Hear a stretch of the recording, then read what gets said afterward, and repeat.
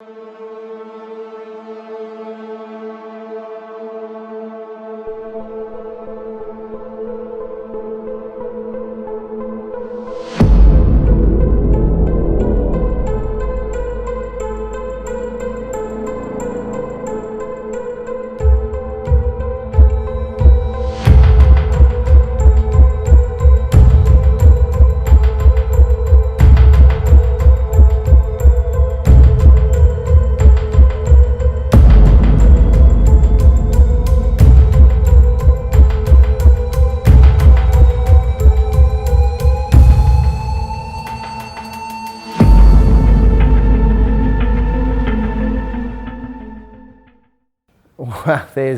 you've got two executive producers that we had main contact with. The main one is Tara.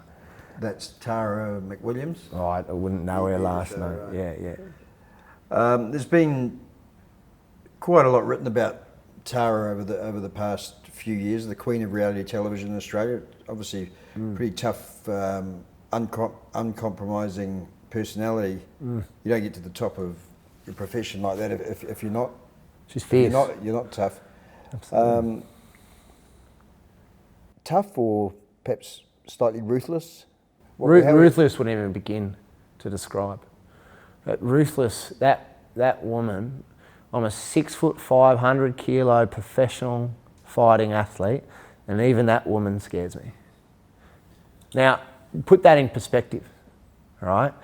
I have to deal with people that train for months and months and months to cause physical bodily harm for me, and I would rather step in the ring with those people than go toe-to-toe, have a face-to-face conversation with Does it her. say more about you than perhaps it does her? She's just an EP on a show. Like, what's so intimidating about her that I almost sense you shaking when you mention her name?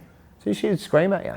She would scream at you. She would manipulate you. She would turn around and talk and say that this is what you signed up for. You broke the rules. You did this. You did that. She's very well practiced at making you feel like you're the one that's doing everything wrong. She's very well practiced at making us feel like we're the bad guys. Very well practiced at that. She's obviously 7 seasons in it. I mean, she's a veteran at it. So I went toe-to-toe with her a couple of times, and to be honest, out of the people that went toe-to-toe with Tara, I think I probably fared the best out of most of them. She wouldn't like She wouldn't like you shaking things up like you are at the moment, speaking out. Oh, yeah. I got sweaty palms just thinking about it, mate. Yeah. That's going to be quite a conversation. When this eventuates and evolves, I guarantee you my phone will be ringing, and she'll be on the other end of it saying, "I'm so disappointed. You're an absolute this and you're that." This is much bigger than you, though, isn't it? There's issues around that show that you've identified, other cast members have identified that point to repercussions down the track that potentially we could have a situation such as that in the UK where there is a death, where there is... 100%. I actually just don't want anyone in the future going on this show and having the wool pulled over their eyes like I had. There's some real serious issues that come to play. I've gone through a fair bit in my 31 years of my life, and I guarantee you, I have never in my life been so emotionally tested in my life. I have never in my life been so emotionally tested. So you alluded to when you were yelled at by the EP, Tara McWilliams. What was that like? Well, one of the comments that was spoken to me was, and it was spoken to other participants as well, was she'd threaten us and say, "David, I want you to understand that I have a very large part in how the Australian public views you." And so she's holding that over your head because she's playing with your whole entire reputation. So she's the puppet master. Oh, big time. So then it was play ball, David, or I'm going to make in the editing process, I'm going to make you look like an absolute arsehole. And any other situation, what's the word that describes that? Blackmail, isn't it? Yeah, that is 100% blackmail. And I'm not the only one that it was said to. That exact word-for-word line was fed to at least 2 or 3 other participants. I heard it. Josh had that said to him. Steve had that said to him. What was your reaction? Well, at first, I backed down straight away because I am scared about how the Australian public might see me. It's quite a daunting process. Like, this is by far the biggest thing that I've ever been in the public eye for. I mean, I've never done any TV. I've never done any stuff that made me a household name. It's quite a scary process. And you want to come out of it looking reasonably okay. Look, if they show me in an honest light, look, I wasn't a complete angel in the show, but if they show me in an honest light, good and bad, I'll be happy. But I mean, I'm not too stressed because I don't think that I behaved badly throughout this, experiment. So I'm not too concerned because I know what has happened and hasn't happened. So you said you backed down. Did you have a chance to sort of reappraise things with a bit more time and think, no, this is not, I'm not going to be pushed around? So that conversation was the night where we weren't fed and we cracked shits and there was a bit of an uprising. If you were spoken in a corporate environment with those things being said to you and the threats thrown at you, you would have work safe all over. Do you have anybody in your work environment who talks to you like that or has spoken to you? I work in the trucking industry, right? So you'd say some pretty see some pretty colourful language, rough and ready guys, that call a spade a spade. I get spoken with more respect. We don't get yelled at, don't get threatened in a trucking environment than I have in what should be a multi-million-dollar reality TV series. You're no shrinking violet either, so this is something that's for someone to intimidate me. Yeah, it takes quite a big force. Yeah, vicious, absolutely vicious, fierce is another word. And were you the only victim of this sort of psychological conduct? Or no. And since leaving, you sort of hear the stories of other things that have gone on. For example, I believe Jonathan, after I left, some of the people I remained in contact with, I believe Jonathan was confronted by Tara, and he was told to have a go at other cast members, and he didn't want to do it, and he ended up having a small episode of emotional trauma. Sounds like a tyrannical sort of dictatorship. It is a dictatorship. They lead the witnesses. They say, don't you want to have a go at this person? They said this. Don't you want to have a go at this person after they said this? Is it time she and obviously leading from the top and others around her took a good hard look at themselves and the way that they're conducting themselves, the way they're treating cast members? Most of them don't have a soul, I guarantee you. No soul? No.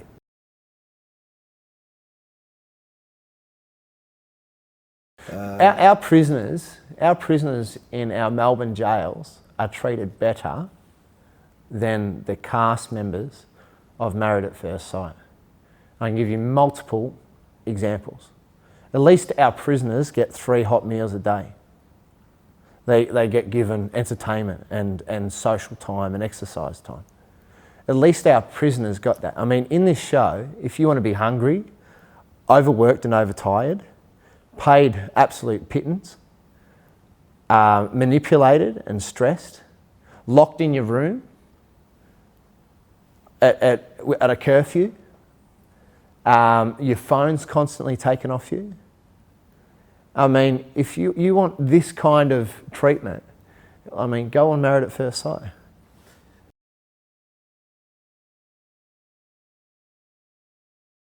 I was referred to as the people's champion a couple of times because I stood up and I was like, well, you're putting us on a couple of plastic chairs for hours and hours on end where we're separated, we can't talk to a single person, we have no entertainment, we're in a gazebo with nothing but a couple of bottles of water. So I stood up and said, that's not good enough. We're supposed to be your... Didn't you actually say, if you're going to treat us like animals, we'll behave like animals? That was later down the track. So that was a particular day, that was Channel 9 promotional day that we did. And you led a revolt from there, didn't you? So we actually, everyone basically stood up and stopped.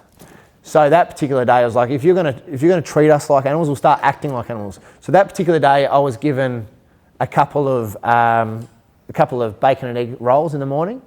Lunch came out. It was cold, soggy plate of bin rubbish that you wouldn't feed to your dog, right? So nobody ate it, right? And so keep in mind, we started at 5:30 in the morning that day. And then as we're going, listen, we're tired, we're hungry. It's been a 16, 17 hour day, right? Keep in mind for a $150 allowance that they give us. And so I stood up, I was like, you're gonna start treating, at least in prison, right? We get 3 hot meals a day, right? You're gonna start treating us like animals, we're gonna start behaving like animals. That particular night. It's a call to arms, isn't it? Oh, 100%. And so they got what they needed, and they then ordered, it was a last minute thing, they ordered some pizzas and some pizzas came. But by that stage, we just wanted to go home. We'd been there for 16, 17 hours that day. Then because I stood up and had enough with the situation, I was tired, I was hungry, and I was cracking the shits, I get an abusive phone call from Tara. But look, in her defence, she's got multiple personalities. She's got a massive budget. She's got a lot of areas to look after.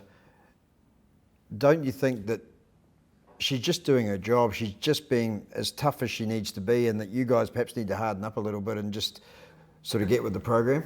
Well, that's what we were told, but that's not the case. If we are the biggest selling show on national television, right? Multi-million-dollar, I was told that it costs $500,000 to create an episode, right? So multi-million-dollar show. You think they could employ one more person to make sure we were fed and cared for and made sure our hours were correct? So you're talking, it's the little things that are the important things in the context of what you're saying. Well, I don't think being fed and being properly rested is little things, is it? I mean, we weren't asking for much. We were just asking to be fed, asking to be given enough rest between shooting days, you know, and asking to be spoken to with a level of respect that you would speak to an employee.